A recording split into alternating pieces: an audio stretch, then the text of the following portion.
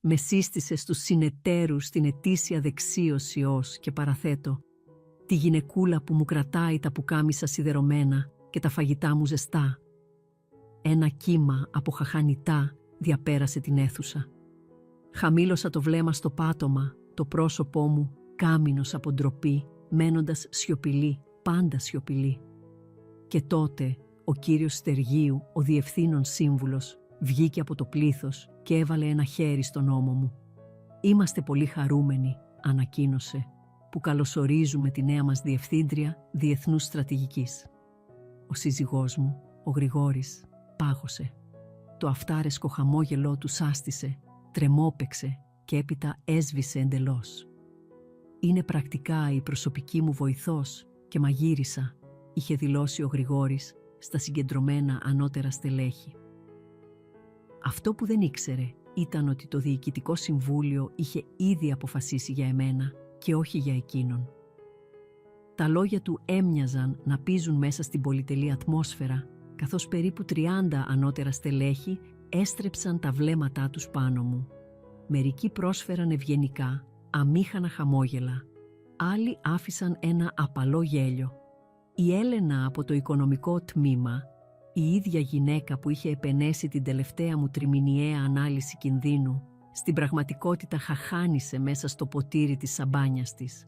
Στεκόμουν απλώς εκεί, με το ανθρακί γκρι φορεμά μου, αυτό που είχε διαλέξει ο Γρηγόρης επειδή με έκανε να φαίνομαι κατάλληλα διακριτική για μια εταιρική εκδήλωση, και σάρωνα τα πρόσωπα που είχα περάσει χρόνια αναλύοντας.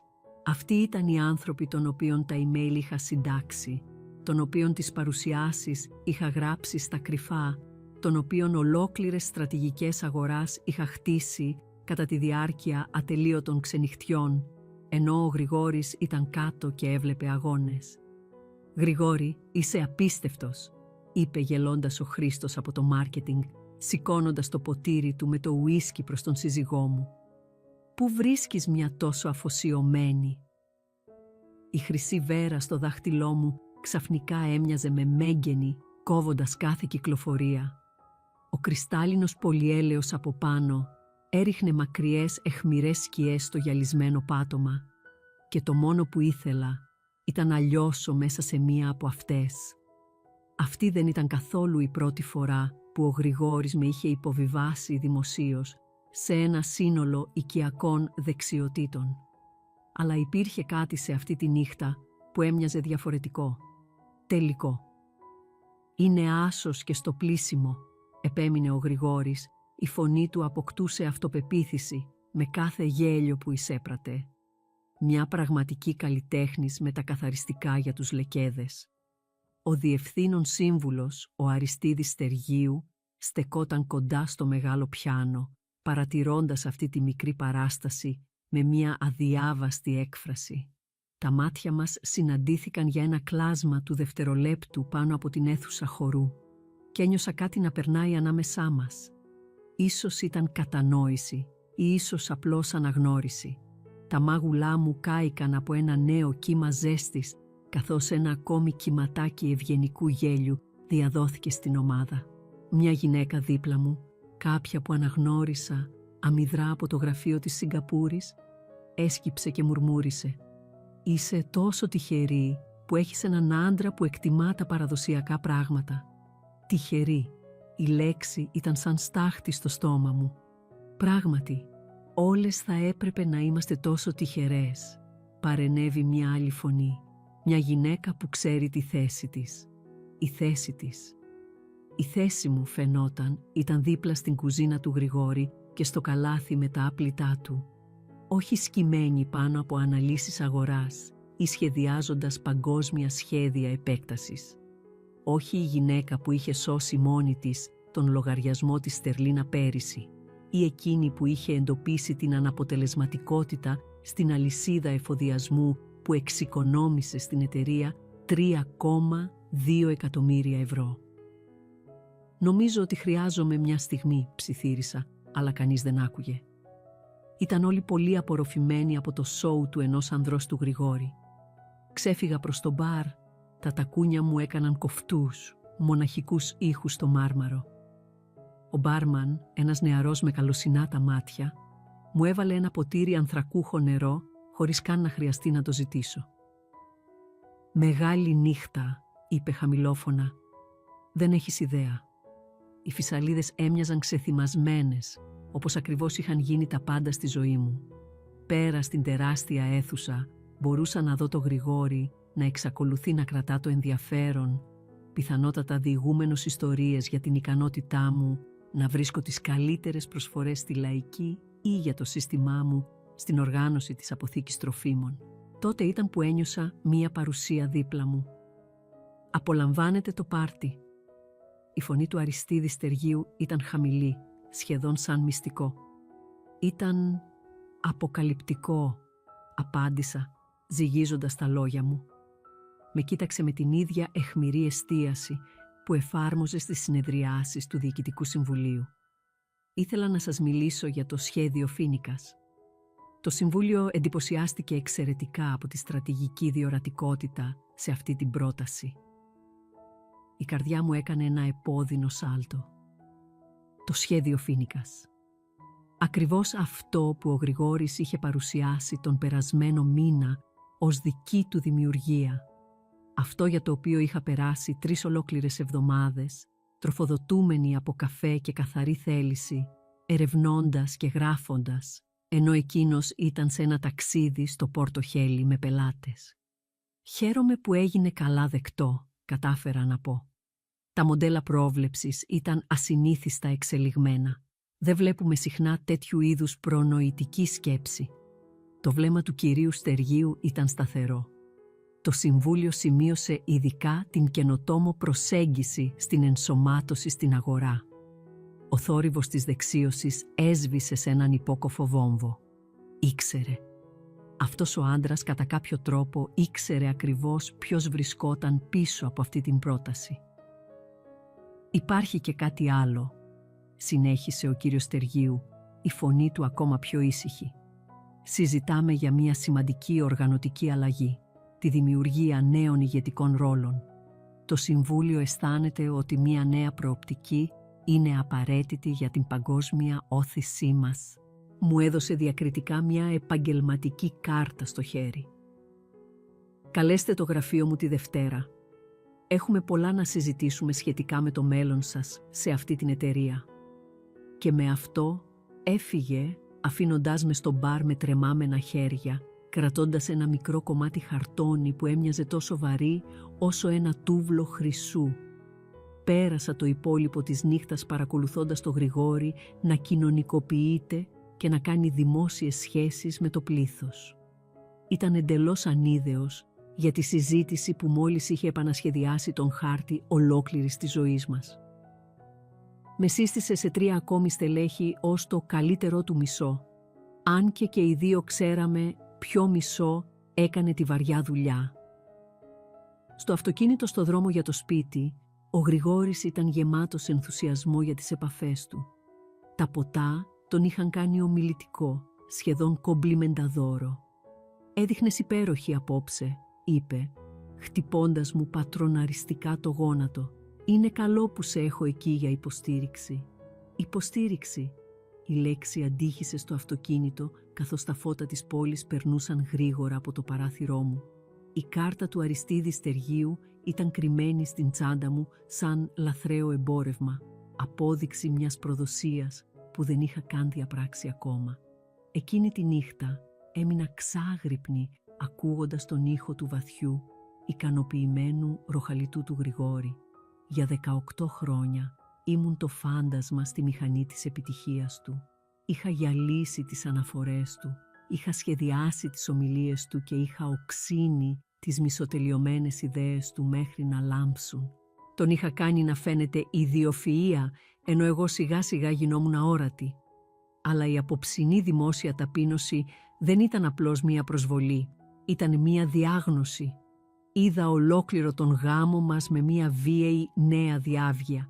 Την αργή, μεθοδική διάβρωση της ταυτότητάς μου, την αδιάφορη απόρριψη της δουλειάς μου, τον τρόπο που είχα αφήσει τον εαυτό μου να γίνει η μουσική υπόκρουση της ίδιας μου της ζωής. Τα λόγια του κυρίου Στεργίου επαναλαμβάνονταν στο μυαλό μου. Το μέλλον σας εδώ. Όχι το μέλλον του Γρηγόρη, όχι το μέλλον μας. Το δικό μου. Σηκώθηκα από το κρεβάτι και έβγαλα την επαγγελματική κάρτα από την τσάντα μου. Στο αμυδρό φως του φεγγαριού που έμπαινε από το παράθυρο, το ανάγλυφο λογότυπο έμοιαζε να πάλεται από υποσχέσεις. Τη Δευτέρα το πρωί θα έκανα αυτό το τηλεφώνημα. Τη Δευτέρα το πρωί θα σταματούσα να είμαι το μυστικό όπλο του Γρηγόρη και θα άρχιζα να γίνομαι η γυναίκα που είχα θάψει κάτω από χρόνια σιωπηλής ανώνυμης υπηρεσίας. Η αρχιτέκτονας της καριέρας του ετοιμαζόταν επιτέλους να βγει από τις σκιές. Η δεξίωση είχε σπάσει κάτι μέσα μου, αλλά κάνοντάς το είχε επίσης ξυπνήσει ένα κομμάτι μου που είχα από καιρό ξεχάσει. Τη δική μου φωνή, τη δική μου ορμή, τη δική μου αδιαμφισβήτητη αξία. Και για πρώτη φορά εδώ και σχεδόν 2 δεκαετίες δεν φοβόμουν να τη διεκδικήσω. Το πρωί της Δευτέρας ήρθε και ο καφές είχε γεύση σημείου καμπής. Καθόμουν στο νησάκι της κουζίνας μας, με την κάρτα του κυρίου Στεργίου κρυμμένη κάτω από έναν φάκελο και παρακολουθούσα τον Γρηγόρη να χαζεύει στο τηλέφωνό του ενώ έτρωγε το πρωινό που είχα φτιάξει στον αυτόματο πιλότο. Η Kyoto Dynamics θέλει να επιταχύνει τη συγχώνευση, ανακοίνωσε χωρίς να σηκώσει το βλέμμα. Φαίνεται πως η πρότασή μου τους άφησε άφωνους. Η πρότασή μου. Τα λόγια έμοιαζαν με πέτρες στο λαιμό μου και τα κατάπια. Δεν ήταν πάντα έτσι. Πριν από 20 χρόνια, ο Γρηγόρης Θωμάς ήταν ο τύπος του άντρα που εξέπεμπε μια αβίαστη αυτοπεποίθηση. Ψηλός, γοητευτικός, με ένα χαμόγελο που μπορούσε να αφοπλίσει οποιονδήποτε. Ήμουν 24, πρόσφατα απόφοιτη διοίκησης επιχειρήσεων με μεγάλες ελπίδες και δούλευα ως διοικητική υπάλληλος στην κορυφή «Σπαταλάς το ταλέντο σου πίσω από αυτό το γραφείο», μου είχε πει στο χριστουγεννιάτικο πάρτι της εταιρείας. Κάποιος με το μυαλό σου θα έπρεπε να διευθύνει τμήματα, όχι να απαντάει σε τηλέφωνα. Τα λόγια του ήταν σαν προβολέας μετά από χρόνια καθηγητών που είχαν απορρίψει τις ιδέες μου και διευθυντών που με έβλεπαν λίγο περισσότερο από μία ικανή δακτυλογράφο. Ο Γρηγόρης είδε τις δυνατότητες που άλλοι είχαν παραβλέψει. «Άσε με να σε βοηθήσω», μου είχε ψιθυρίσει στο τρίτο μας ραντεβού, το δικό του να καλύπτει το δικό μου στο καρό τραπεζομάντιλο ενός μικρού ταβερνίου. Μαζί θα μπορούσαμε να γίνουμε παντοδύναμοι. Ο γάμος έγινε γρήγορα. Μέσα σε 2 χρόνια ήμουν η κυρία Γρηγόρη Θωμά, ανταλλάσσοντας το μικρό μου διαμέρισμα με το τεράστιο σπίτι του στην Κηφισιά και την αρχική μου δουλειά με αυτό που εκείνος ονόμαζε στρατηγική συμβουλευτική από το σπίτι. «Σκέψου το σαν μία μακροπρόθεσμη επένδυση», είχε επιχειρηματολογήσει ο Γρηγόρης όταν δίσταζα να αφήσω τη δουλειά μου. «Εσύ με βοηθάς να σταθώ στα πόδια μου και μόλις εδραιωθώ θα έχουμε το κεφάλαιο για να ξεκινήσεις τη δική σου εταιρεία. Είναι μία συνεργασία, όχι μία θυσία». Είχε μια κάποια λογική εκείνη την εποχή. Ο Γρηγόρης είχε το χάρισμα και τις διασυνδέσεις, αλλά η στρατηγική του σκέψη ήταν επιφανειακή. Οι αναλύσεις του ήταν ένα μίλι πλάτος και μία ίντσα βάθος. Εγώ είχα το αναλυτικό μυαλό, την ερευνητική ικανότητα, το χάρισμα να βλέπω τα μοτίβα που όλοι οι άλλοι έχαναν. Το πρώτο μας πραγματικό έργο μαζί ήταν μία ανταγωνιστική ανάλυση για ένα νέο πελάτη. Ο Γρηγόρης έκανε τις δημόσιες σχέσεις και εγώ έχτισα τη στρατηγική από το 0.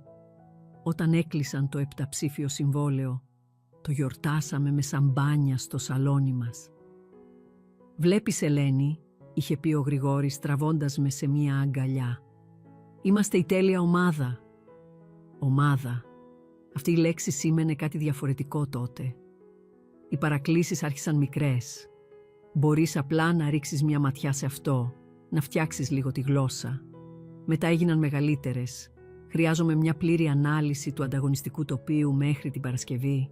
Σύντομα δεν ήταν πια παρακλήσεις, ήταν προσδοκίες. Ο Γρηγόρης ερχόταν σπίτι, άφηνε μια στίβα φακέλου στο γραφείο μου που ήταν στην πραγματικότητα απλώς η γωνία της τραπεζαρίας και περίμενε να υλοποιηθεί μια πλήρως διαμορφωμένη στρατηγική. Δεν με πείραζε στην αρχή. Υπήρχε μια έξαψη στο να βλέπω τις ιδέες μου να πετυχαίνουν, στο να παρακολουθώ τον Γρηγόρη να παρουσιάζει έννοιες που είχα αναπτύξει σχολαστικά. Έμοιαζε με κοινή νίκη. Όταν προήχθη σε ανώτερο διευθυντή, ένιωσα μια έκρηξη υπερηφάνειας. Όταν οι πελάτες άρχισαν να τον ζητούν ονομαστικά, ένιωσα μια αίσθηση επιτυχίας. Η συμφωνία με την Kyoto Dynamics ήταν το πραγματικό σημείο καμπής. Ήταν ένας ιαπωνικός τεχνολογικός γίγαντας που ήθελε να εισέλθει στην ευρωπαϊκή αγορά, αλλά οι προηγούμενες προσπάθειές τους ήταν καταστροφικές. Ο Γρηγόρης γύρισε σπίτι ένα βράδυ, πρακτικά δονούμενος από ένα μείγμα ενθουσιασμού και τρόμου. «Αυτή είναι η μεγάλη ευκαιρία, Ελένη», είχε πει, βγάζοντας τη γραβάτα του.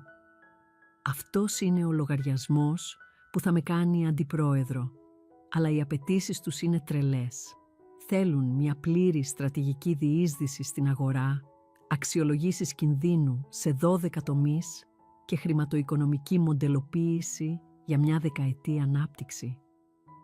Πέρασα τον επόμενο μήνα βυθισμένη στην ιαπωνική εταιρική κουλτούρα, αναλύοντας τις αγορές συναλλάγματος και χτίζοντας προγνωστικά μοντέλα που υπολόγιζαν τα πάντα, από ρυθμιστικά εμπόδια μέχρι την εφοδιαστική αλυσίδα.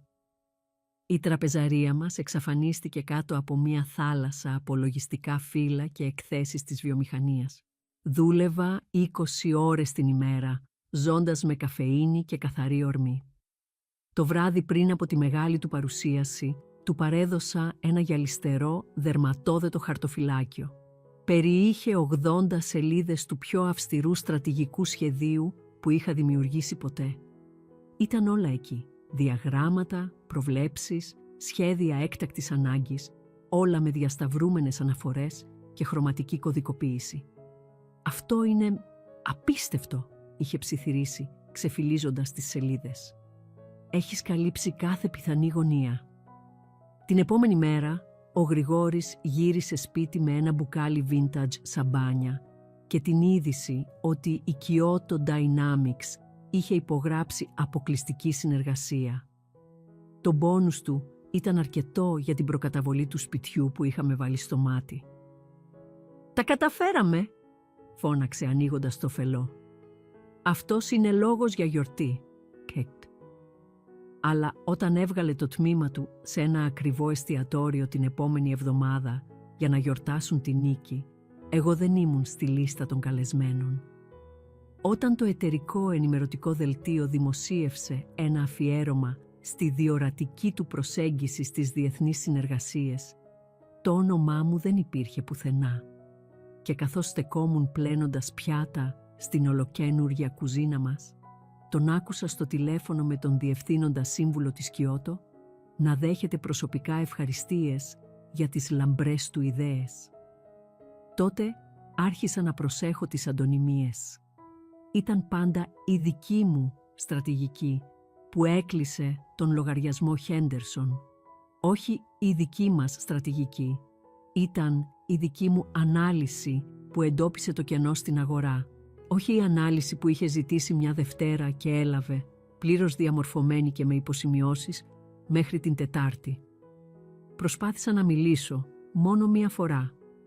Ένας συνάδελφος του Γρηγόρη, ο Δημήτρης, ήταν για φαγητό στο σπίτι και η συζήτηση πήγε στη συμφωνία της Κιώτο.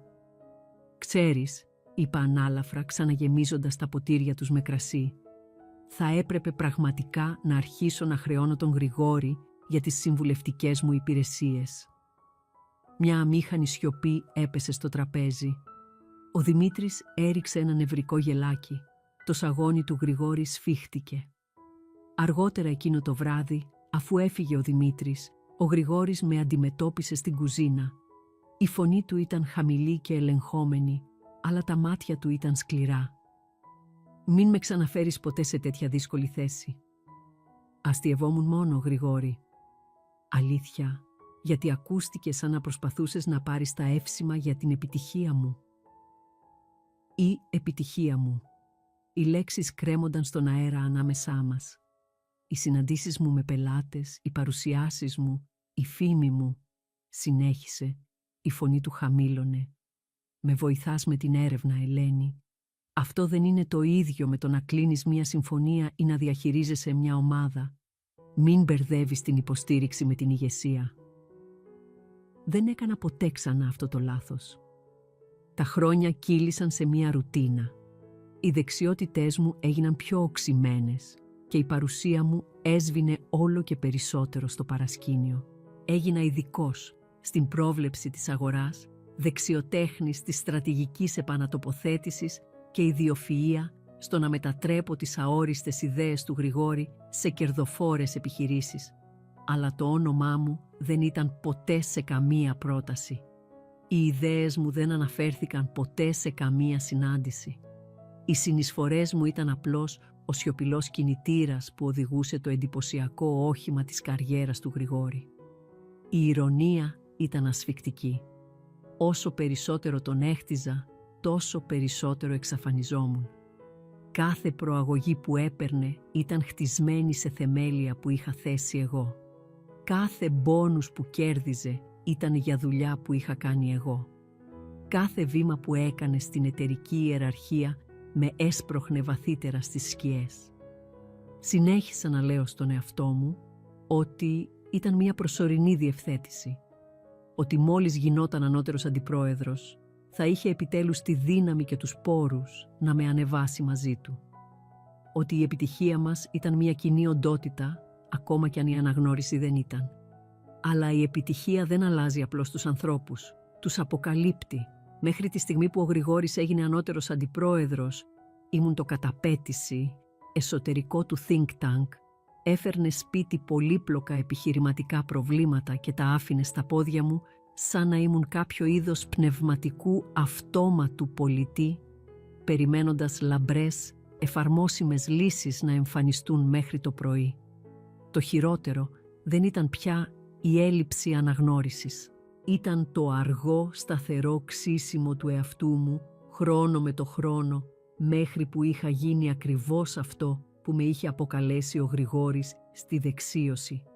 Απλώς η γυναίκα που διαχειριζόταν το σπίτι του και έστρωνε τον δρόμο για την καριέρα του. Μέχρι που η επαγγελματική κάρτα του Αριστίδη Στεργίου λειτουργήσε ως μια σκληρή υπενθύμηση ότι κάποτε ήμουν κάποια εντελώς διαφορετική. Την Τρίτη το πρωί, η επαγγελματική κάρτα του Αριστίδη Στεργίου ήταν ακόμα μια απτή υπόσχεση στην τσάντα μου, όταν ο Γρηγόρης εισέβαλε στο σπίτι, με την τσάντα του λάπτοπ να κρέμεται από τον ώμο του και μια γνώριμη, πεινασμένη ματιά στα μάτια του. «Άδειασε το πρόγραμμά σου», ανακοίνωσε, αφήνοντας τον χαρτοφύλακά του στο νησάκι της κουζίνας με έναν γδούπο. «Κάτι τεράστιο μόλις έπεσε στο γραφείο μου». Σήκωσα το βλέμμα από τις αναφορές της αγοράς που διάβαζα. Μια πρωινή ρουτίνα που είχα διατηρήσει για χρόνια, για να είμαι πάντα ένα βήμα μπροστά. Τι είδους τεράστιο? Μια μαζική παγκόσμια πρωτοβουλία. Το Συμβούλιο θέλει μια πλήρη πρόταση για τη διείσδυση σε αναδυόμενες διεθνείς αγορές. Ο Γρηγόρης ήδη χαλάρωνε τη γραβάτα του, μπαίνοντας σε αυτό που αποκαλούσε λειτουργία στρατηγικής. «Αυτή είναι η ευκαιρία, Ελένη. Αυτό είναι το έργο που θα με βάλει στην ανώτατη διοίκηση». Το φλιτζάνι μου πάγωσε στη μέση της διαδρομής προς το στόμα μου. Διεθνείς αγορές. Ήταν ακριβώς το είδος της πολύπλοκης, πολυδιάστατης πρόκλησης που ονειρευόμουν να αναλάβω για χρόνια. Το είδος της δουλειάς που απαιτούσε όχι μόνο ανάλυση, αλλά πολιτισμική ευαισθησία και γνήσια στρατηγική διορατικότητα. «Ποιο είναι το χρονοδιάγραμμα?» ρώτησα, διατηρώντας τη φωνή μου σταθερή. 2 εβδομάδες. Και εδώ είναι η παγίδα. Θέλουν κάτι πρωτοποριακό. Όχι απλώς ένα ακόμα σχέδιο επέκτασης, αλλά μια ολική επανασύλληψη του παγκόσμιου αποτυπώματός μας. Ο Γρηγόρης έσυρε έναν λεπτό φάκελο πάνω στο τραπέζι. «Χρειάζομαι να κάνεις τα μαγικά σου σε αυτό. Κάν το απίστευτο». Μέσα στον φάκελο υπήρχε ένα μόνο φύλλο χαρτί. Πάνω του υπήρχαν 3 κουκκίδες τόσο γενικές που έμοιαζαν με εργασία για το σπίτι. Επέκταση σε ασιατικές αγορές. Αύξηση παγκόσμιου μεριδίου αγοράς. Μεγιστοποίηση απόδοσης επένδυσης. Δεν υπήρχε τίποτα για τη ρυθμιστική συμμόρφωση, τις τοπικές συνεργασίες ή την ανταγωνιστική τοποθέτηση. «Αυτό είναι ό,τι σου έδωσαν», ρώτησα. «Είναι ένα πλαίσιο», είπε ο Γρηγόρης, ήδη περπατώντας προς τις σκάλες για να κάνει ντους. «Ξέρεις πώς να το αναπτύξεις. Απλώς κάν το εξαιρετικό, εντάξει. Αυτό μετράει πραγματικά». Καθώς άκουγα το ντους να ξεκινάει στον πάνω όροφο, κοίταζα αυτό το αξιοθρήνητο περίγραμμα. Μετά από 18 χρόνια που έχτιζα κρυφά την καριέρα του, ακόμα μου έδινε μια λευκή σελίδα και περίμενε ένα αριστούργημα. Αλλά αυτή τη φορά ήταν διαφορετικά. Τα λόγια του κυρίου Στεργίου από τη δεξίωση αντιχούσαν στο μυαλό μου «Το μέλλον σας σε αυτή την εταιρεία». Ίσως ήταν καιρός να ζωγραφίσω κάτι μόνο για μένα. Για τις επόμενες 2 εβδομάδες μετέτρεψα αυτό το σαθρό σκίτσο σε ένα έργο τέχνης, όχι απλώς ένα σχέδιο αγοράς, αλλά ένα ολοκληρωμένο πλαίσιο για πολιτισμική και οικονομική ενσωμάτωση. Βούτυξα στα αριθμιστικά περιβάλλοντα 12 διαφορετικών χωρών, ανάλυσα τη συμπεριφορά των καταναλωτών σε 3 υπήρους και ανέπτυξα στρατηγικές μετριασμού κινδύνου για τα πάντα, από πολιτικές αλλαγές μέχρι νομισματική αστάθεια. Η τραπεζαρία έγινε ξανά το κέντρο διοίκησής μου. Διαγράμματα και γραφήματα που έδειχναν δημογραφικές αλλαγές, οικονομικές προβλέψεις και αδυναμίες των ανταγωνιστών κάλυπταν κάθε διαθέσιμη επιφάνεια. Έκανα νυχτερινές κλήσεις με πιθανούς προμηθευτές σε διαφορετικές ζώνες ώρας, ανέλυσα εμπορικές συμφωνίες που τα περισσότερα στελέχη δεν ήξεραν καν ότι υπήρχαν και βρήκα σημεία εισόδου στην αγορά που οι ανταγωνιστές μας είχαν παραβλέψει εντελώς. Αλλά αυτή τη φορά έκανα ένα πράγμα που δεν είχα κάνει ποτέ πριν. Έφτιαξα 2 εκδοχές. Η πρώτη εκδοχή ήταν για τον Γρηγόρη. Ήταν μια σταθερή, επαγγελματική πρόταση με το όνομά του στο εξώφυλλο και μια εκτελεστική περίληψη γεμάτη με τις αγαπημένες του εταιρικές λέξεις κλειδιά. Είχε επιφανειακές ιδέες ντυμένες με εντυπωσιακά ακούσματα ορολογίας, το είδος που φαίνεται υπέροχο σε μια παρουσίαση, αλλά θα κατέρεε υπό πραγματική πίεση. Η δεύτερη εκδοχή ήταν ολόκληρη δική μου. Περιείχε την πραγματική ανάλυση, την γνήσια καινοτομία, τις στρατηγικές που θα μπορούσαν να αλλάξουν θεμελιωδώς τον τρόπο λειτουργίας της εταιρείας μας σε παγκόσμια κλίμακα. Συμπεριέλαβα λεπτομερή πρωτόκολλα πολιτισμικής προσαρμογής, πλαίσια για την οικοδόμηση συνεργασιών με τοπικές οντότητες και χρηματοοικονομικά μοντέλα που έδιναν προτεραιότητα στη μακροπρόθεσμη βιώσιμη ανάπτυξη έναντι των βραχυπρόθεσμων κερδών. Τα 2 έγγραφα ήταν η μέρα με τη νύχτα. Η εκδοχή του Γρηγόρη ήταν μια έκθεση βιβλίου. Η δική μου ήταν ένα σχέδιο για μια αυτοκρατορία. Το απόγευμα της Παρασκευής άνοιξα την εσωτερική πύλη υποβολής της εταιρείας. Ήταν ένα σύστημα που είχα διδάξει στον Γρηγόρη πώς να το χρησιμοποιεί χρόνια πριν, αλλά δεν είχα συνδεθεί ποτέ με τα δικά μου διαπιστευτήρια. Τα χέρια μου έτρεμαν καθώς ανέβαζα τη λεπτομερή μου πρόταση με το δικό μου προφίλ υπαλλήλου, αυτό που ακόμα με ανέφερε ως διοικητική υποστήριξη, αλλά είχε ενημερωθεί σιωπηλά από το τμήμα προσωπικού χρόνια πριν για να συμπεριλάβει το BEAC μου και διάφορες στρατηγικές πιστοποιήσεις. Ο Γρηγόρης πέρασε το Σαββατοκύριακο κάνοντας πρόβα την παρουσίασή του, εντελώς ανίδεος. Έκανε πρόβα μπροστά στον καθρέφτη του μπάνιου μας, φτιάχνοντας τη γραβάτα του, τελειοποιώντας την εμφάνιση της σίγουρης αυθεντίας του. «Αυτή η πρόταση θα επαναπροσδιορίσει αυτή την εταιρεία», είπε στον ίδιο του τον αντικατοπτρισμό. «Το Συμβούλιο δεν θα ξέρει τι το χτύπησε».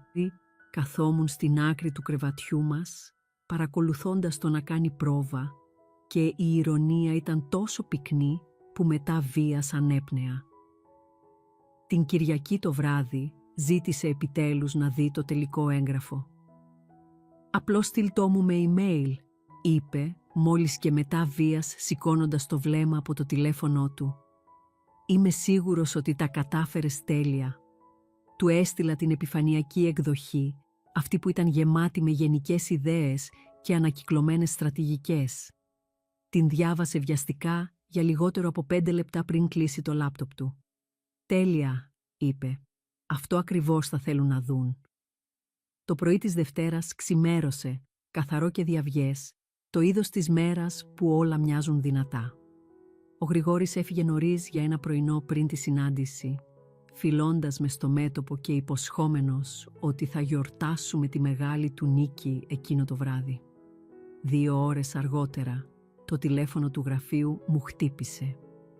«Κυρία Βάνου, εδώ το γραφείο του Αριστίδη Στεργίου. Θα ήθελε να σας δει στην αίθουσα συνεδριάσεων στις 2 το μεσημέρι». Η αίθουσα συνεδριάσεων μύριζε παλιό δέρμα και φρέσκο χρήμα. Ο κύριος Στεργίου καθόταν στην κεφαλή του τεράστιου τραπεζιού από μαόνι, με την πρότασή μου ανοιχτή μπροστά του. «Κλείστε την πόρτα, Ελένη», είπε η φωνή του ήσυχη. Κλείδωσα και η καρδιά μου χτυπούσε δυνατά στα πλευρά μου. «Αυτή η πρόταση», άρχισε σηκώνοντας το έγγραφό μου, «είναι εξαιρετική. Το πλαίσιο πολιτισμικής ενσωμάτωσης από μόνο του είναι επαναστατικό». Ένα κύμα ζέστης μου ήρθε στο πρόσωπο. «Ευχαριστώ, κύριε. Η ερώτηση που έχω είναι, ήταν αυτό εξ ολοκλήρου δική σας δουλειά?» Η σιωπή απλώθηκε. 18 χρόνια ως φάντασμα είχαν οδηγήσει σε αυτή τη μία απλή ερώτηση. «Ναι», είπα. «Κάθε λέξη». Ο κύριος Στεργίου έγειρε πίσω, τα μάτια του μελετούσαν το πρόσωπό μου με την ίδια διαπεραστική ένταση που χρησιμοποιούσε σε διαπραγματεύσεις πολλών δισεκατομμυρίων. Το Συμβούλιο εξέτασε 2 προτάσεις για αυτή την πρωτοβουλία. Η μία ήταν εξελιγμένη, καινοτόμος και πραγματικά μεταμορφωτική. Η άλλη, έκανε μια παύση, επιλέγοντας προσεκτικά τα λόγια του, ήταν επαρκής. Κράτησα την αναπνοή μου. 2 προτάσεις. Ο σύζυγός σας υπέβαλε ένα έγγραφο σήμερα το πρωί που διαβαζόταν σαν προσχέδιο. Ήταν όλο λέξεις κλειδιά και καθόλου ουσία. Ο κύριος Στεργίου πρόσφερε ένα αμυδρό, σχεδόν πατρικό χαμόγελο. Αλλά αυτό είναι το έργο κάποιου που καταλαβαίνει την παγκόσμια σκηνή σε μικρό επίπεδο. Σηκώθηκε και περπάτησε προς το τεράστιο παράθυρο με θέα την πόλη. «Δεν ψάχνουμε απλώς για ένα σχέδιο επέκτασης, Ελένη. Ψάχνουμε το άτομο που θα το ηγηθεί». Τα λόγια κρέμονταν στον αέρα. Μία άμεση πρόκληση. Το Συμβούλιο συζητά μια σημαντική αναδιάρθρωση. Χρειαζόμαστε κάποιον με έδρα το γραφείο μας στο Λονδίνο για να επιβλέπει όλες τις ευρωπαϊκές και ασιατικές μας δραστηριότητες. Κάποιον με μια φρέσκια προσέγγιση και αποδεδειγμένο ιστορικό στρατηγικής διορατικότητας. Γύρισε να με κοιτάξει. Κάποιον που έγραψε πραγματικά την πρόταση που πρόκειται να εγκρίνουμε. Τα χέρια μου έτρεμαν. «Τι μου προσφέρετε?» «Σας προσφέρω τη θέση της εκτελεστικής διευθύντριας παγκόσμιων δραστηριοτήτων, με άμεση ισχύ». Η αίθουσα έμοιαζε να γέρνει. Εκτελεστική διευθύντρια παγκόσμιων δραστηριοτήτων. Η ακριβής θέση που ο Γρηγόρης σχεδίαζε να πάρει τα τελευταία 3 χρόνια. «Ετοιμάζεται μια επίσημη ανακοίνωση», συνέχισε ο κύριος Στεργίου. «Αλλά ήθελα να το συζητήσω μαζί σας ιδιαιτέρως πρώτα». Έξω από το παράθυρό του, η πόλη έμοιαζε να απλώνεται για πάντα. Κάπου εκεί κάτω, ο Γρηγόρης πιθανότατα βρισκόταν σε ένα γιορτινό γεύμα, ακόμα σίγουρος για την απογευματινή του παρουσίαση. «Πότε χρειάζεστε απάντηση?» ρώτησα. «Πάρτε μια μέρα», είπε ο κύριος Στεργίου. «Αλλά Ελένη, το Συμβούλιο συνεδριάζει αύριο το πρωί. Αν δεχτείτε, η πρώτη σας εντολή θα είναι να παρουσιάσετε εσείς η ίδια αυτή την πρόταση». Βγήκα από εκείνη την αίθουσα συνεδριάσεων με ένα μυστικό που έμοιαζε βαρύτερο από το ίδιο το κτίριο.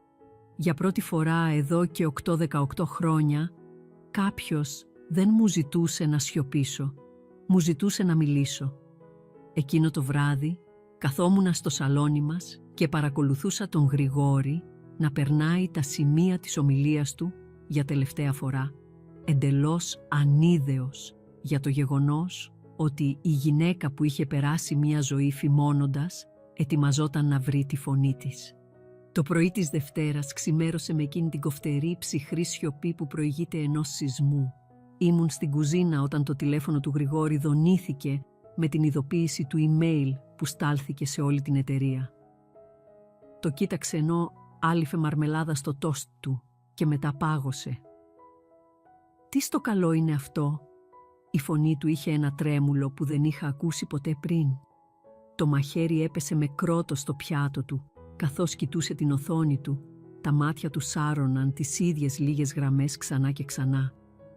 Έβαλα στον εαυτό μου ένα φλιτζάνι καφέ, τα χέρια μου σταθερά, ακόμα κι αν η καρδιά μου έκανε μια σειρά από τούμπες. «Τι είναι?» Αυτό το email». Με κοίταξε, το πρόσωπό του μια μάσκα απόλυτης σύγχυσης. «Λέει ότι έχεις διοριστεί εκτελεστική διευθύντρια παγκόσμιων δραστηριοτήτων». Η κουζίνα έπεσε σε τέτοια σιωπή που μπορούσες να ακούσεις το ρολόι στον τοίχο να χτυπάει. «Ναι», είπα, πίνοντας μια γουλιά καφέ. Δέχτηκα την προσφορά την Παρασκευή. Η σιωπή που ακολούθησε ήταν απόλυτη. Η έκφραση του Γρηγόρη άλλαξε μέσα από μια γρήγορη σειρά συναισθημάτων. Σύγχυση, δυσπιστία και μετά ένα αυξανόμενο κύμα πανικού. Τότε γέλασε. Ήταν ένας σύντομος, σκληρός ήχος, εντελώς χωρίς χιούμορ. «Αυτό δεν είναι δυνατόν. Πρέπει να είναι λάθος». Ήδη άρπαζε το τηλέφωνό του. «Θα καλέσω τον Αριστίδη να το ξεκαθαρίσω». «Γρηγόρη», η φωνή μου ήταν πολύ πιο ήρεμη από ό,τι ένιωθα. «Δεν υπάρχει κανένα λάθος». Αλλά εκείνος ήδη πηγαίνω-ερχόταν στην κουζίνα, με το τηλέφωνο κολλημένο στο αυτί του, περιμένοντας κάποιον να απαντήσει και να διορθώσει αυτό που ήταν προφανώς απλώς ένα τυπογραφικό λάθος. «Αριστίδη, ο Γρηγόρης είμαι. Πρέπει να σου μιλήσω για αυτή την ανακοίνωση». «Τι?» «Όχι, μιλάω για το email». «Ναι, είμαι σίγουρος ότι είναι ικανή, αλλά...» Παρακολούθησα καθώς 18 χρόνια αλαζονικής βεβαιότητας άρχισαν να καταραίουν σε πραγματικό χρόνο. Η σίγουρη στάση του Γρηγόρη κατέρευσε καθώς ό,τι έλεγε ο κύριος Στεργίου από την άλλη άκρη της γραμμής άρχισε να γίνεται αντιληπτό. Αλλά εγώ υπέβαλα την οριστική πρόταση. Τι εννοείς υπήρχαν δύο? Τα μεταδεδομένα δείχνουν τι? Το πρόσωπό του έγινε χλωμό. Το τηλέφωνο τώρα έτρεμε ορατά στο χέρι του. «Πρέπει να έρθω», είπε τελικά η φωνή του αδύναμη. «Πρέπει να το συζητήσουμε από κοντά». Έκλεισε το τηλέφωνο και με κοίταξε, σαν να ήμουν μία εντελώς ξένη. «Υπέβαλες τη δική σου πρόταση», είπε. Δεν ήταν ερώτηση. «Ναι, πίσω από την πλάτη μου, ενώ υποτίθεται ότι δούλευε στη δική μου». «Δούλευα την εκδοχή που έπρεπε να υποβάλεις», διευκρίνησα, αφήνοντας το φλιτζάνι μου κάτω. «Αυτή με το όνομά σου σε στρατηγικές που δεν δημιούργησες». Για πρώτη φορά σε ολόκληρο το γάμο μας, ο Γρηγόρης έμεινε άφωνος. Άνοιξε το στόμα του, μετά το ξανάκλεισε, καθίζοντας βαριά σε μια καρέκλα της κουζίνας. «Πόσο καιρό?» ρώτησε η φωνή του μόλις που ακουγόταν. «Πόσο καιρό τι?» «Πόσο καιρό το σχεδίαζες αυτό?» Η ερώτηση έδειχνε πόσο λίγο καταλάβαινε ακόμα. Το έβλεπε αυτό ως κάποιο είδος υπολογισμένης εκδίκησης, μια συνωμοσία για να τον καταστρέψει. Δεν μπορούσε να καταλάβει ότι αφορούσε απλώς εμένα, που επιτέλους ορθωνόμουν. «Δεν σχεδίαζα τίποτα, Γρηγόρη. Απλώς κουράστηκα να είμαι αόρατη». Μια ώρα αργότερα έφυγε για το γραφείο με τη σκοτεινή όψη ενός ανθρώπου που πηγαίνει στην ίδια του την εκτέλεση. Ήξερα ότι θα προσπαθούσε να το πολεμήσει, να απαιτήσει συναντήσεις, να αμφισβητήσει τη διαδικασία και πιθανότατα να προσπαθήσει να ισχυριστεί ότι η δουλειά μου προερχόταν κατά κάποιο τρόπο από το αόριστο, με κουκίδες περί γραμμάτου. Πέρασα το πρωί, καθαρίζοντας μεθοδικά το σπίτι.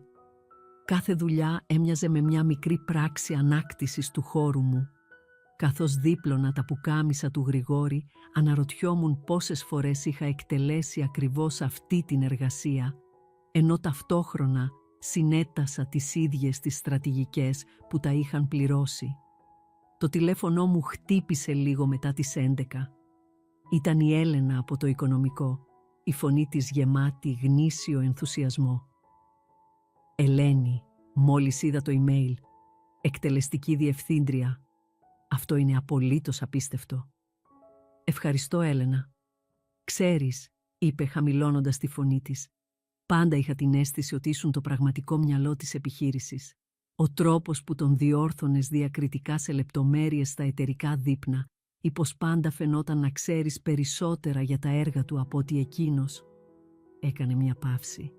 «Είμαι τόσο χαρούμενη που επιτέλους παίρνεις τα εύσημα που σου αξίζουν». Ακολούθησαν 2 ακόμη τέτοιες κλήσεις. Συνάδελφοι που έδιναν συγχαρητήρια. Μερικοί μάλιστα παραδέχονταν ότι υποψιάζονταν από καιρό ότι εγώ έκανα τη βαριά δουλειά. Προφανώς, η αορατότητά μου δεν ήταν τόσο πλήρης όσο πίστευα. Ο Γρηγόρης γύρισε σπίτι στις 4 το απόγευμα, 3 ολόκληρες ώρες νωρίτερα. Το πρόσωπό του ήταν χλωμό, η γραβάτα του λυμμένη σαν να την τραβούσε όλη μέρα. «Λοιπόν», ρώτησα. Έπεσε στο τραπέζι της κουζίνας και κοίταξε τα χέρια του. «Μου έδειξαν τα αρχεία υποβολής.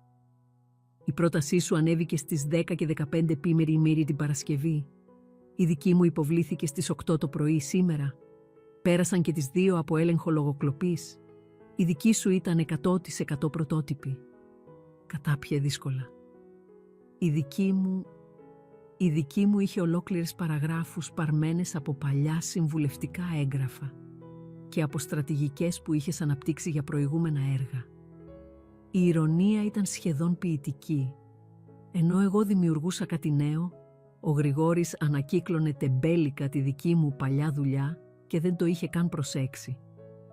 Ο Αριστίδης είπε ότι το Συμβούλιο είχε ανησυχίες εδώ και μήνες. Είχαν παρατηρήσει το χάσμα μεταξύ της ποιότητας των ζωντανών παρουσιάσεών μου και της πραγματικής γραπτής μου δουλειάς. Η φωνή του Γρηγόρη ήταν μία σκιά του συνηθισμένου σίγουρου βουητού του. Ήξεραν. «Λοιπόν, τι γίνεται τώρα?» «Με έχουν μεταθέσει. Περιφερειακός Διευθυντής Πωλήσεων. Θα αναφέρομαι στον Δημήτρη. Με κοίταξε και για πρώτη φορά εδώ και χρόνια είδα κάτι που έμοιαζε με πραγματική ευαλωτότητα στα μάτια του. Ο Δημήτρης ήταν ο κατώτερος συνεργάτης του πριν από 5 χρόνια. Ο άντρας που είχε περάσει 2 δεκαετίες ανεβαίνοντας ασταμάτητα την εταιρική ιεραρχία, μόλις είχε σταλεί να κατρακυλήσει αρκετά σκαλοπάτια κάτω. Όχι απολυμένος η κορυφή ήταν πολύ εκλεπτισμένη για κάτι τέτοιο, αλλά υποβιβασμένος με το πιο ήσυχο, πιο βάναυσο τρόπο. «Και το σχέδιο Φίνικας?» ρώτησα. «Είναι δικό σου τώρα, μαζί με την ομάδα που διαχειριζόμουν». Έτριψε τους κροτάφους του. «Η Κλαέρη Ιωάννου είναι τώρα άμεση υφιστάμενή σου. Δούλευε για μένα. Κλέρη Ιωάννου. Η λαμπρή νεαρή αναλήτρια της οποίας την καριέρα ο Γρηγόρης είχε σταματήσει για χρόνια επειδή τη θεωρούσε πολύ φιλόδοξη. Μία άλλη γυναίκα της οποίας το φως είχε προσπαθήσει να σβήσει. «Λυπάμαι που είναι τόσο δύσκολο για σένα», είπα, και ένα μέρος μου το εννοούσε πραγματικά. Παρά τα πάντα, δεν ήθελα ποτέ να τον δω συντετριμμένο. Απλώς ήθελα να με δει. «Αλήθεια?» ρώτησε. «Λυπάσαι πραγματικά?» Η ερώτηση κρεμόταν στον αέρα ανάμεσά μας. «Λυπάμαι που πονάς», είπα, επιλέγοντας τα λόγια μου με προσοχή. «Αλλά δεν λυπάμαι που επιτέλους μίλησα». Εκείνο το βράδυ φάγαμε σε σχεδόν απόλυτη σιωπή. Ο Γρηγόρης με τα βίας άγγιξε το φαγητό του, ενώ εγώ εξέταζα τα αρχεία μετάβασης που μου είχε στείλει το γραφείο του κυρίου Στεργίου. Οργανωτικά διαγράμματα, λογιστικά φύλλα προϋπολογισμού, αρχεία προσωπικού, ολόκληρη η αρχιτεκτονική του τμήματος που υποστήριζα από τις σκιές για χρόνια. «Πώς νιώθεις?» ρώτησε ο Γρηγόρης από το πουθενά. «Πώς νιώθω? Γιατί?» «Που έχεις το όνομά σου σε κάτι για αλλαγή». Ήταν το πιο κοντινό που είχε φτάσει ποτέ σε παραδοχή. Δεν ήταν μία συγνώμη, όχι πραγματικά, αλλά ήταν μία αναγνώριση ότι η δουλειά μου ήταν πραγματική από την αρχή. Τρομακτικό, παραδέχτηκα, και συναρπαστικό.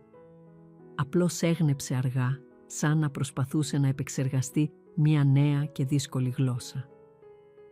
Αργότερα εκείνο το βράδυ τον βρήκα στο γραφείο του στο σπίτι να κοιτάζει τον τοίχο με τα κορνιζαρισμένα βραβεία και τα διπλώματα που τον είχα βοηθήσει να κερδίσει.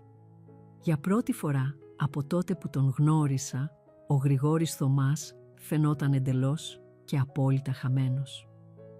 «Τι υποτίθεται ότι πρέπει να κάνω τώρα?» ρώτησε, χωρίς να γυρίσει.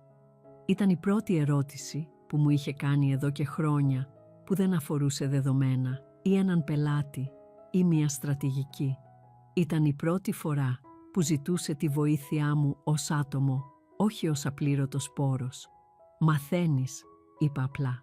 «Βρίσκεις ποιος είσαι όταν δεν μπορείς να σταθείς στη δουλειά κάποιου άλλου». Ήταν σιωπηλός για πολλή ώρα. Μετά, τόσο χαμηλόφωνα που σχεδόν δεν τον άκουσα, είπε «Δεν ήθελα ποτέ να φτάσουν τα πράγματα τόσο άσχημα». «Το ξέρω», απάντησα. Και το παράξενο ήταν ότι το ήξερα. Ο άντρας που με είχε συστήσει ως μαγείρισα και σύντροφό του στο κρεβάτι άρχιζε επιτέλους να συνειδητοποιεί ότι η γυναίκα που είχε περάσει μία ζωή υποτιμώντας μόλις είχε γίνει το αφεντικό του. Για πρώτη φορά στον γάμο μας, ο Γρηγόρης δεν είχε τίποτα άλλο να πει και για πρώτη φορά στη ζωή μου δεν τον χρειαζόμουν για να το κάνει. Την επόμενη Τρίτη περπάτησα στον 42ο όροφο του πύργου της κορυφή ΑΤΣΕ, για πρώτη φορά ως εκτελεστική διευθύντρια παγκόσμιων δραστηριοτήτων. Ο ανελκυστήρας έμοιαζε να κινείται πιο γρήγορα όταν δεν επισκεπτόσουν απλώς το γραφείο κάποιου άλλου, όταν η κάρτα κλειδί στο πορτοφόλι σου ήταν για τον τελευταίο όροφο. Κυρία Βάνου, μια νεαρή γυναίκα με λαμπερά, πρόθυμα μάτια και ένα τάμπλετ που το κρατούσε σαν ασπίδα, εμφανίστηκε δίπλα μου. «Είμαι η Ιωάννα, η νέα σας εκτελεστική βοηθός. Να σας δείξω το γραφείο σας». Το γραφείο μου. Οι λέξεις έμοιαζαν με μια ξένη γλώσσα, στην οποία ξαφνικά ήμουν άπτεστη. Ήταν ένα γωνιακό γραφείο με πανοραμικά παράθυρα που έβλεπαν ολόκληρη την οικονομική περιοχή της Αθήνας. Μια απλή, κομψή πινακίδα στην πόρτα έγραφε «Ελένη Βάνου, εκτελεστική διευθύντρια παγκόσμιων δραστηριοτήτων». Έλαμπε σαν τρόπεο. Μέσα ο αέρας μύριζε καινούριο δέρμα και δυνατότητες. Ένα τεράστιο γραφείο από μαόνι, ένα σετ από βελούδινες καρέκλες και ένα τραπέζι συνεδριάσεων που μπορούσε να χωρέσει άνετα 12 άτομα. «Η ομάδα είναι πολύ ενθουσιασμένη που θα σας γνωρίσει», είπε η Ιωάννα, τοποθετώντας έναν δερματόδετο φάκελο ενημέρωσης στο γραφείο. «Έχω προγραμματίσει μια σειρά από εισαγωγικές συναντήσεις, ξεκινώντας με την Κλαέρη Ιωάννου στις 9. Η ομάδα μου. Άνθρωποι που τώρα θα κοιτούσαν εμένα για καθοδήγηση, για ηγεσία, για στρατηγική». Η σκέψη ήταν ακόμα συντριπτική. Η πρώτη συνάντηση ήταν με την Κλαέρη, τη λαμπρή αναλήτρια της οποίας την καριέρα ο Γρηγόρης είχε τόσο αδιάφορα καταπνίξει.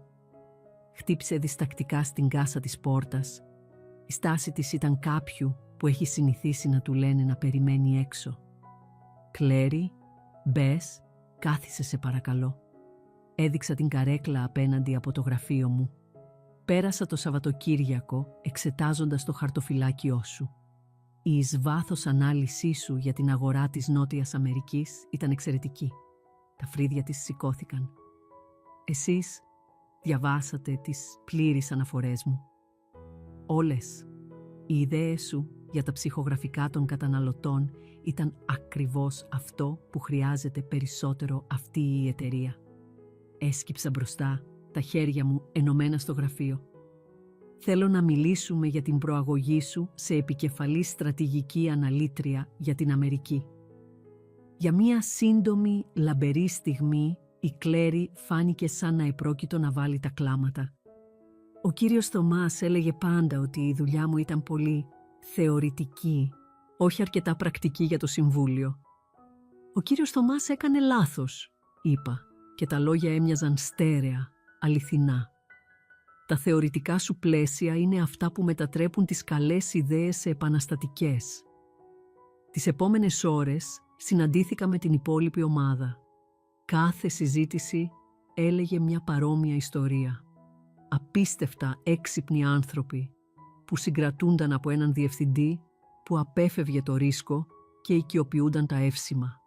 Υπήρχε ο Μάρκος, ένας κατώτερος επιστήμονας δεδομένων, με επαναστατικές ιδέες για τη χρήση τεχνητής νοημοσύνης για προγνωστική μοντελοποίηση της αγοράς, του οποίου τις προτάσεις ο Γρηγόρης είχε απορρίψει ως πολύ φουτουριστικές.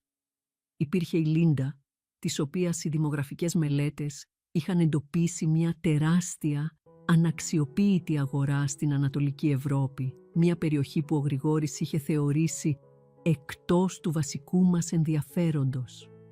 Μέχρι το μεσημέρι ήξερα ακριβώς γιατί το τμήμα του Γρηγόρη είχε χαμηλή απόδοση, παρόλο που στελεχωνόταν με μερικά από τα καλύτερα μυαλά της εταιρείας. Ήταν ένας δράκος που καθόταν πάνω σε έναν θησαυρό χρυσού, πολύ ανασφαλής για τις δικές του ικανότητες, για να αφήσει τον θησαυρό οποιοδήποτε άλλου να δει το φως της ημέρας. «Θα υπάρξουν κάποιες αλλαγές», ανακοίνωσα στην πρώτη μας επίσημη συνάντηση ομάδας εκείνο το απόγευμα. «Θέλω να ακούσω τις πιο τολμηρές σας ιδέες. Θέλω να αμφισβητήσετε τις παλιές μας παραδοχές. Φέρτε μου τις έννοιες που σας κάνουν να νιώθετε νευρικοί, αυτές που σας είπαν ότι ήταν πολύ ρυψοκίνδυνες». Ένα αισθητό ρεύμα ενέργειας διέτρεξε την αίθουσα. Αυτοί δεν ήταν πλέον απλώς υπάλληλοι. Ήταν μυαλά στα οποία επιτέλους είχε δοθεί η άδεια να σκέφτονται. Μετά τη συνάντηση, η Κλέρι έμεινε πίσω. «Κυρία Βάνου, μπορώ να σας κάνω μια προσωπική ερώτηση?» «Φυσικά, Ελένη είναι εντάξει?» «Πώς το κάνατε?» ρώτησε η φωνή της χαμηλή. «Πώς περνάς από το να είσαι στο παρασκήνιο σε αυτό?» έδειξε το ευρύ χορογραφείο γύρω μας. Η ερώτηση ήταν μια γροθιά στο στομάχι. «Πώς συνοψίζεις 2 δεκαετίες σιωπηλής εργασίας που ακολούθησαν από μια μοναδική, τρομακτική πράξη ανυπακοής?» «Σταμάτησα να περιμένω κάποιον να μου δώσει την άδεια», είπα μετά από μια στιγμή. «Σταμάτησα να πιστεύω ότι η αξία μου ήταν κάτι που έπρεπε να επικυρωθεί από κάποιον άλλο». Εκείνο το απόγευμα, ο Αριστίδης Στεργίου πέρασε από το γραφείο μου. Κρατούσε μια στίβα διεθνών συμβολέων και φορούσε ένα χαμόγελο που υποδήλωνε ότι απολάμβανε απόλυτα αυτή τη συγκεκριμένη εταιρική αναταραχή. «Τα αρχικά σχόλια από το Λονδίνο είναι εκπληκτικά», είπε, βολευόμενος σε μία από τις δερμάτινες καρέκλες. «Είναι ιδιαίτερα εντυπωσιασμένοι με τις προτινόμενες πολιτικές πολιτισμικής ενσωμάτωσης. Η Kyoto Dynamics ζητά να επιταχύνουμε τις συνομιλίες για τη συνεργασία». Kyoto Dynamics, η ίδια η εταιρεία της οποίας τη συμφωνία είχα σχεδιάσει από την τραπεζαρία μου χρόνια πριν, μόνο για να δω τον Γρηγόρη να παίρνει όλα τα εύσημα. «Υπάρχει ένα ακόμη πράγμα», συνέχισε ο κύριος Στεργιού. «Ξεκινάμε μία νέα πρωτοβουλία καθοδήγησης για αναδυόμενες γυναίκες ηγέτες στην εταιρεία. Το Συμβούλιο θα ήθελε να την ηγηθείτε εσείς». Τι θα περιλάμβανε αυτό? Τον εντοπισμό γυναικών με υψηλές δυνατότητες σε όλα τα τμήματα που μπορεί να μην αξιοποιούνται πλήρως. Την παροχή καθοδήγησης, υποστήριξης και μιας σαφούς πορείας για στρατηγική ανάπτυξη. Η έκφρασή του έγινε σοβαρή. Γυναίκες που μπορεί να βρεθούν σε καταστάσεις παρόμοιες με αυτή στην οποία βρισκόσασταν εσείς. Ένα ηλεκτρικό σοκ με διαπέρασε. Πόσες άλλες Κλέρες και Λίντες υπήρχαν εκεί έξω. Πόσες λαμπρές γυναίκες κρύβονταν σε κοινή θέα. Η δουλειά τους να απορροφάται και να επανασημαίνεται από τους άνδρες στους οποίους αναφέρονταν. Εκείνο το βράδυ έκανα το πρώτο μου τηλεφώνημα. Σοφία Κωνσταντίνου, δικηγόρος στο νομικό τμήμα. Την είχα προσέξει κατά τη διάρκεια τεταμένων διαπραγματεύσεων συμβολέων, τον τρόπο που διακριτικά περνούσε σημειώματα στο αφεντικό της, διορθώνοντας κρίσιμες λεπτομέρειες που εκείνος είχε παραλείψει. «Σοφία», «Εδώ, Ελένη Βάνου. Αναρωτιόμουν αν θα ήσουν ελεύθερη για έναν καφέ κάποια στιγμή αυτή την εβδομάδα για να συζητήσουμε την καριέρα σου». 3 μέρες αργότερα, καθόμασταν σε ένα ήσυχο καφέ καθώς η Σοφία μου έλεγε μια ιστορία που ήταν οδυνηρά οικία. 6 χρόνια γράφοντας λαμπρές νομικές εκθέσεις που ο επιβλέπων συνέτερός της παρουσίαζε στο δικαστήριο ως δικές του. Καινοτόμα επιχειρήματα που απορρίπτονταν σε συναντήσεις μόνο για να επαναληφθούν λεπτά αργότερα από έναν άνδρα συνάδελφο που στη συνέχεια λάμβανε επένους για την οξυδερκή του σκέψη. Σκεφτόμουν να φύγω από το γραφείο, παραδέχτηκε η Σοφία ανακατεύοντας το λάτι της. Απλώς να ξεκινήσω από την αρχή κάπου αλλού. «Και αν δεν χρειαζόταν να φύγεις?» ρώτησα. «Και αν απλώς χρειαζόταν να κάνεις ένα βήμα μπροστά?» Τις εβδομάδες που ακολούθησαν, η ανεπίσημη ομάδα καθοδήγησής μου μεγάλωσε. Υπήρχε η Έλενα από το μάρκετινγκ, της οποίας οι ιδέες για καμπάνιες ανασυσκευάζονταν και παρουσιάζονταν σταθερά από τον προϊστάμενό της. Υπήρχε η Αμάντα από το ΙΤ, της οποίας τα πρωτόκολλα κυβερνοασφάλειας είχαν σώσει την εταιρεία από 2 μεγάλες παραβιάσεις, ενώ ο διευθυντής της έπαιρνε τα εύσημα για την προληπτική του εποπτεία. Κάθε συζήτηση αποκάλυπτε την ίδια αόρατη αρχιτεκτονική καταπίεσης. Ταλαντούχες γυναίκες των οποίων η δουλειά συστηματικά διαγραφόταν, οικειοποιούνταν ή υποβαθμιζόταν από τους άνδρες σε θέσεις εξουσίας πάνω τους. «Το μοτίβο είναι συστημικό», είπα στον κύριο Στεργίου στην επόμενη μηνιαία μας ανασκόπηση. «Δεν υποαξιοποιούμε απλώς το ταλέντο, χάνουμε ενεργά μελλοντικές γενιές ηγετών». Ποια είναι η σύστασή σας? Ριζική διαφάνεια, παρακολούθηση μεταδεδομένων σε όλα τα συνεργατικά έγγραφα, ατομική απόδοση για βασικές στρατηγικές συνεισφορές, αξιολογήσεις απόδοσης βασισμένες στο πραγματικό προϊόν εργασίας, όχι απλώς στο ποιος κάνει την καλύτερη παρουσίαση. Ο κύριος Στεργίου έγνεψε αργά, επεξεργαζόμενος τα πάντα. «Συντάξτε μια επίσημη πρόταση. Το Συμβούλιο είναι έτοιμο για μια αλλαγή». Στο σπίτι, ο Γρηγόρης και εγώ κινούμασταν ο ένας γύρω από τον άλλον με την τεταμένη ευγένεια συγκατοίκων. Είχε σταματήσει να ρωτάει για τη δουλειά μου μετά την 3η φορά που απέρριψα ευγενικά τις προσπάθειές του να προσφέρει την τεχνογνωσία του. «Ίσως θα μπορούσαμε να συνεργαστούμε ξανά όπως παλιά», είχε προτείνει ένα βράδυ στο δείπνο. «Εννοείς τις μέρες που εσύ ήσουν το πρόσωπο και εγώ ο συγγραφέας φάντασμα που δεν ανέφερες ποτέ?» είχα ρωτήσει, κοιτάζοντας τον κατάματα. Είχε κοιτάξει αλλού και η κατανόηση που επιτέλους φάνηκε στην έκφρασή του ήταν επώδυνη να τη βλέπεις. Τώρα ερχόταν σπίτι με ήσυχες ιστορίες από τις περιφερειακές του πωλήσεις και εγώ έμενα μέχρι αργά στο γραφείο διαβάζοντας προτάσεις από γυναίκες των οποίων οι καριέρες είχαν θαυτεί για χρόνια.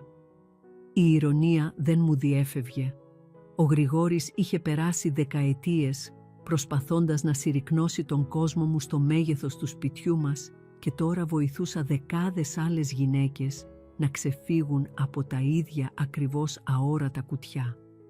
Ένα Σάββατο πρωί στεκόμουν σε αυτό που ήταν το μυστικό μου γραφείο, το δωμάτιο για τους επισκέπτες, όπου είχα γράψει 100 προτάσεις που έφεραν το όνομα του Γρηγόρη. Η τύχη ήταν γεμάτη με κουτιά από την παλιά μου έρευνα, τα στρατηγικά μου σχέδια, τις αναλύσεις αγοράς μου που δεν είχαν ποτέ αποδοθεί σε μένα. Δεν τα πακετάριζα για αποθήκευση. Τα αρχιοθετούσα ως αποδεικτικά στοιχεία. Κάθε φάκελος αντιπροσώπευε μία νίκη που είχα κερδίσει στο σκοτάδι, μια στρατηγική που είχα χτίσει χωρίς ούτε μία λέξη αναγνώρισης, μια καινοτομία που είχα δημιουργήσει ενώ προσποιούμουν ότι ήμουν απλώς μια υποστηρικτική σύζυγος. Αυτό δεν ήταν ένα παρελθόν που προσπαθούσα να διαγράψω. Ήταν το θεμέλιο που επιτέλους διεκδικούσα ως δικό μου. Η πινακίδα στην πόρτα μου μπορεί να ήταν καινούρια, αλλά το μυαλό πίσω από αυτό το όνομα δούλευε προς αυτή την κατεύθυνση για 20 χρόνια. Η γυναίκα που συνήθιζε να γράφει στις σκιές είχε επιτέλους βρει τον διακόπτη του φωτός. και για πρώτη φορά στη ζωή μου δεν επρόκειτο να μοιραστώ αυτό το φως με κανέναν που δεν είχε κερδίσει τη θέση του σε αυτό. 6 μήνες αφότου ανέλαβα τις παγκόσμιες δραστηριότητες, η βοηθός μου, η Ιωάννα, χτύπησε στην ανοιχτή πόρτα του γραφείου μου, η έκφρασή της ένα μείγμα δέους και ενθουσιασμού. «Ελένη, υπάρχει ένα αίτημα από την Εθνική Σύνοδο Κορυφής Ηγεσίας. Θέλουν να είσαι κεντρική ομιλήτρια στο ετήσιο συνέδριό τους στη Νέα Υόρκη». Σήκωσα το βλέμμα από την τριμηνιαία έκθεση κερδών που ολοκλήρωνα. Μια πραγματική έκθεση, αυτή τη φορά με την υπογραφή μου στο κάτω μέρος και το στρατηγικό μου όραμα υφασμένο σε κάθε γραμμή. Ποιο είναι το θέμα? Η ηχός στο δωμάτιο, διεκδικώντας ξανά την επαγγελματική σου φωνή. Η Ιωάννα μου έδωσε την επίσημη πρόσκληση, τυπωμένη σε χοντρό, ακριβό χαρτόνι. Είπαν συγκεκριμένα ότι θέλουν κάποιον που έχει διανύσει μια σημαντική επαναπροσδιορισμό καριέρας. Η πρόσκληση έμοιαζε βαριά στο χέρι μου, σαν ένα δίπλωμα που δεν ήξερα ποτέ ότι δούλευα για να πάρω. Το να μιλήσω δημόσια για το ταξίδι μου θα σήμαινε να αποκαλύψω τα χρόνια της σιωπής, τη συστηματική διαγραφή και την επίπονη διαδικασία ανοικοδόμησης μιας επαγγελματικής ταυτότητας. Σήμαινε να πω μια ιστορία που δεν είχα ποτέ καν πει φωναχτά. «Πότε είναι?» «Τον επόμενο μήνα». Προσφέρουν μια σημαντική αμοιβή, αλλά η Ιωάννα έκανε μια παύση. «Έχω την αίσθηση ότι ενδιαφέρονται περισσότερο για την ιστορία σου παρά για την αμοιβή σου». Η ιστορία μου. Αυτή που είχε φημωθεί για 2 δεκαετίες από τον εγωισμό του Γρηγόρη και τη δική μου σιωπηλή συμμόρφωση. Εκείνο το βράδυ καθόμουν στο γραφείο μου στο σπίτι. Το δωμάτιο που δεν ήταν πλέον ένα μυστικό εργαστήριο, αλλά απλώς ο χώρος μου με τα βιβλία μου και τα βραβεία μου στα ράφια. Άρχισα να γράφω την ομιλία με το χέρι, ακριβώς όπως συνήθιζα να σχεδιάζω στρατηγικές πριν τις πληκτρολογήσω σε ένα αρχείο που θα έφερε το όνομα κάποιου άλλου. Αυτή τη φορά κάθε λέξη θα ήταν δική μου. Ο τίτλος μου ήρθε καθώς κοιτούσα τα φώτα της πόλης, σκεπτόμενη τη Σοφία, την Κλαέρη και όλες τις άλλες γυναίκες που είχαν περάσει χρόνια ψιθυρίζοντας τις καλύτερες ιδέες τους σε άνδρες που στη συνέχεια τις έλεγαν δυνατά. Η ομιλία μου πήρε 2 εβδομάδες για να τη φτιάξω σωστά. Όχι επειδή οι λέξεις ήταν δύσκολο να βρεθούν, αλλά επειδή η απόφαση για το ποιες αλήθειες να πω ήταν μία λεπτή ισορροπία. Δεν επρόκειτο για εκδίκηση, επρόκειτο για αναγνώριση, όχι μόνο για μένα, αλλά για κάθε γυναίκα που είχε ποτέ παίξει έναν υποστηρικτικό ρόλο στη δική της καριέρα. Το συνέδριο γινόταν σε ένα τεράστιο ξενοδοχείο, σε μια αίθουσα χορού που χωρούσε πάνω από 1.000 ανθρώπους. Στεκόμενη στα παρασκήνια, άκουγα την εισαγωγή μου, κοιτάζοντας μέσα από μια χαραμάδα στην κουρτίνα τη θάλασσα των προσώπων. Επαγγελματίες γυναίκες όλων των ηλικιών, όλων των κλάδων, όλες εκεί για να μάθουν πώς να ακουστούν. Παρακαλώ, καλωσορίστε την Ελένη Βάνου, εκτελεστική διευθύντρια παγκόσμιων δραστηριοτήτων στην κορυφή αμέσως Ποασπέκα. Το χειροκρότημα ήταν ευγενικό αλλά προσδοκόμενο. Ήξεραν τον τίτλο, αλλά δεν ήξεραν την ιστορία. Ξεκίνησα με μια ερώτηση. Πόσες από εσάς είχατε ποτέ μια ιδέα που σκεφτήκατε και την παρουσίασε κάποιος άλλος? Σχεδόν κάθε χέρι σε εκείνη την τεράστια αίθουσα σηκώθηκε. Ένας συλλογικός ψίθυρος κοινής εμπειρίας διαπέρασε το κοινό. Για 18 χρόνια άρχισα, η φωνή μου καθαρή και σταθερή πάνω από το μικρόφωνο. Ήμουν ο συγγραφέας φάντασμα για την επιτυχία κάποιου άλλου. Ερευνούσα, ανέλυα, σχεδίαζα στρατηγικές και καινοτομούσα σε απόλυτη σιωπή, ενώ κάποιος άλλος έπαιρνε τα εύσημα, τις προαγωγές και τα μπόνους. Δεν χρησιμοποίησα ποτέ το όνομα του Γρηγόρη. Αυτή η ιστορία ήταν μεγαλύτερη από έναν άντρα. Το πιο ύπουλο μέρος δεν ήταν η έλλειψη αναγνώρισης, συνέχισα. Ήταν ο τρόπος που σιγά σιγά έπειθα τον εαυτό μου ότι αυτό ήταν φυσιολογικό. Ότι ο ρόλος μου ήταν να υποστηρίζω τη φιλοδοξία κάποιου άλλου. και ότι αυτό ήταν μια ευγενής θυσία, όχι μια αργή διαγραφή της δικής μου. Η αίθουσα ήταν απόλυτα σιωπηλή. Μπορούσες να νιώσεις το βάρος χιλίων παρόμοιων ιστοριών να κρέμεται στον αέρα. Μίλησα για τις συγκεκριμένες τακτικές της αορατότητας, τη δύναμη της τεκμηρίωσης των συνεισφορών σου, την τρομακτική αλλά απαραίτητη πράξη της υποβολής εργασίας με το δικό σου όνομα, την ανάγκη να μιλήσεις, ακόμα και όταν η φωνή σου τρέμει. Αλλά πάνω απ' όλα, είπα, η φωνή μου υψωνόταν με ένα πάθος που δεν είχα συνειδητοποιήσει ότι υπήρχε. Θέλω να μιλήσω για τη στιγμή που το να μένεις σιωπηλός γίνεται πιο δαπανηρό από το να μιλάς. Δεν χρειάζεστε άδεια για να διεκδικήσετε το δικό σας μυαλό. Δεν χρειάζεστε την έγκριση κάποιου άλλου για να κατέχετε την τεχνογνωσία σας. Το στυλό ήταν πάντα στο χέρι σας.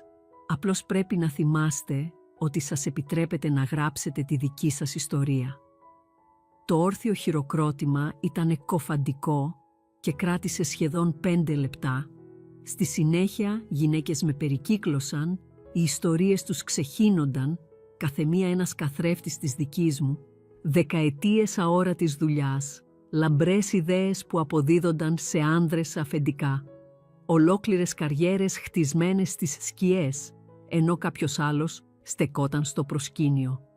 Μία χειρουργός, η Δοπέρ Παπαδοπούλου, της οποίας η πρωτοποριακή έρευνα δημοσιευόταν με το όνομα του προϊσταμένου της για μία δεκαετία, μου έσφιξε το χέρι, τα μάτια της γεμάτα δάκρυα. Υπέβαλα την πρώτη μου εργασία ως μοναδική συγγραφέας την περασμένη εβδομάδα, ψιθύρισε. Η ιστορία σας με έκανε να συνειδητοποιήσω ότι έπρεπε. Καθώς το πλήθος αραίωνε, είδα τον Αριστίδη Στεργίου να έρχεται προς το μέρος μου, με εκείνο το γνώριμο, ήσυχο χαμόγελο στο πρόσωπό του. «Μια αξιοσημείωτη ομιλία», είπε. Το Συμβούλιο παρακολούθησε τη ζωντανή μετάδοση. Ολόκληρο το Συμβούλιο. Η έκφρασή του έγινε πιο σοβαρή. «Ενδιαφέρονται ιδιαίτερα για την επέκταση του προγράμματος καθοδήγησής σας σε ολόκληρη την εταιρεία». Και, πρόσθεσε, μόλις ενέκριναν έναν πλήρη έλεγχο των πρακτικών απόδοσης ευθυνών σε κάθε τμήμα, για να ξεριζώσουμε τυχόν συστημικά ζητήματα με την κατανομή των ευσημών. Οι επιπτώσεις ήταν τεράστιες. Μια από πάνω προς τα κάτω αναθεώρηση του τρόπου με τον οποίο η πνευματική ιδιοκτησία και η στρατηγική εργασία πιστώνονταν και ανταμείβονταν. Πραγματικές προστασίες για ανθρώπους σαν εμένα. «Πότε ξεκινάμε?» ρώτησα. «Δευτέρα πρωί. Θα συνεργαστείτε με το Γενικό Διευθυντή Συμμόρφωσης». Εκείνο το βράδυ τηλεφώνησα στη Σοφία Κωνσταντίνου, τη δικηγόρο που είχα καθοδηγήσει και ήταν στα πρόθυρα να εγκαταλείψει την καριέρα της. Σοφία άνοιξε τις βραδινές ειδήσεις στο τοπικό κανάλι. Παρακολούθησα από τον καναπέ μου καθώς μεταδιδόταν ένα ρεπορτάζ για την ομιλία μου, εστιάζοντας στο ζήτημα της απόδοσης ευθυνών στο χώρο εργασίας. Περιλάμβανε συνεντεύξεις με γυναίκες που ήταν στο συνέδριο, τώρα αποφασισμένες να απαιτήσουν αναγνώριση για τη δική τους δουλειά. Το τηλέφωνό μου δονήθηκε. Ένα μήνυμα από την Κλαίρη Ιωάννου. «Σε είδα στις ειδήσεις. Ξεκινάς ένα κίνημα». Ένα άλλο από την Αμάντα στο IT. Το αφεντικό μου μόλις μου ζήτησε να παρουσιάσω τη δική μου ανάλυση κυβερνοασφάλειας στην Εκτελεστική Επιτροπή. «Σε ευχαριστώ που μας έδειξες πώς». Οι κυματισμοί συνέχισαν να εξαπλώνονται. Οι εταιρείες άρχισαν να αντιμετωπίζουν άβολες ερωτήσεις. Γυναίκες σε όλη τη χώρα άρχισαν να απαιτούν αναγνώριση. Ο Γρηγόρης δεν είπε ποτέ λέξη για την ομιλία, αν και ήξερα από τους συναδέλφους του ότι την είχε δει. Οι συζητήσεις μας στο σπίτι ήταν αραιές, χρωματισμένες με μία προσεκτική απόσταση, σαν να μιλούσε σε κάποιον που μόλις τώρα γνώριζε. Ένα βράδυ εμφανίστηκε στην πόρτα του γραφείου μου, ενώ εξέταζα αιτήσεις για το πλέον πανελλαδικό πρόγραμμα καθοδήγησης. «Μπορώ να σε ρωτήσω κάτι?» Η φωνή του ήταν πιο απαλή από ό,τι την είχα ακούσει ποτέ. «Φυσικά». «Το μετανιώνεις, οτιδήποτε από αυτά?» Κοίταξα από τη στίβα των αιτήσεων δεκάδες γυναίκες που ζητούσαν μια ευκαιρία να γίνουν ορατές. Κάθε φάκελος ήταν μια ιστορία που περίμενε τον σωστό της συγγραφέα. Για ποιο μέρος θα μετάνιωνα, Γρηγόρη, που επιτέλους αναγνωρίστηκε η δουλειά μου, που βοηθάω άλλες γυναίκες να βρουν τη φωνή τους ή που λέω την αλήθεια για το τι συνέβη? Ήταν σιωπηλός για πολλή ώρα. Εννοούσα, μετανιώνεις για εμάς? Η ερώτηση κρεμόταν στον χώρο ανάμεσά μας. Μια γέφυρα προς ένα παρελθόν που δεν ήμουν σίγουρη ότι ήθελα να ξαναεπισκεφτώ. Μετανιώνω για την εκδοχή μας που απαιτούσε από εμένα να είμαι αόρατη. Είπα απαλά αλλά σταθερά. Αλλά δεν θα μετανιώσω ποτέ που έγινα το άτομο που έπρεπε πάντα να είμαι. Απλώς έγνεψε, σαν να αποδεχόταν επιτέλους μια αλήθεια που ήταν ακριβώς μπροστά του για 18 χρόνια. Ο άντρας που κάποτε με είχε απορρίψει ως οικιακό αξεσουάρ άρχιζε επιτέλους να καταλαβαίνει ότι η γυναίκα που είχε προσπαθήσει να κρατήσει μικρή ήταν η αρχιτέκτονας όλων όσων είχε ποτέ. Η ηρωνία ήταν τέλεια. Στην προσπάθειά του να συρρικνώσει τον κόσμο μου, με είχε άθελά του αναγκάσει να χτίσω ένα νέο, μεγαλύτερο και πιο φωτεινό από οτιδήποτε θα μπορούσε να φανταστεί. Είχα επιτέλους μάθει το πιο σημαντικό μάθημα από όλα. Δεν ήμουν ποτέ απλώς τίποτα. Ήμουν πάντα τα πάντα. Απλώς έπρεπε να σταματήσω να περιμένω κάποιον άλλο να μου δώσει την άδεια να είμαι ο εαυτός μου. Το συνέδριο μου είχε δώσει μια σκηνή, αλλά η φωνή ήταν δική μου από την αρχή. Απλώς έπρεπε να θυμάμαι ότι μου επιτρεπόταν να τη χρησιμοποιήσω. Αυτή η ιστορία της απόλυτης επαγγελματικής επιστροφής σας έκανε να ζητοκραυγάζετε για την Ελένη? Αν ναι, πατήστε δυνατά το κουμπί like τώρα. Το αγαπημένο μου σημείο ήταν όταν ο Γρηγόρης συνειδητοποίησε ότι η γυναίκα του μόλις είχε γίνει το αφεντικό του μετά από χρόνια που της έκλεβε τη δουλειά. Ποια ήταν η αγαπημένη σας στιγμή? Πείτε μας στα σχόλια παρακάτω. Και μην ξεχάσετε να εγγραφείτε για περισσότερες δυναμικές ιστορίες σαν κι αυτή. Τέλος της ιστορίας.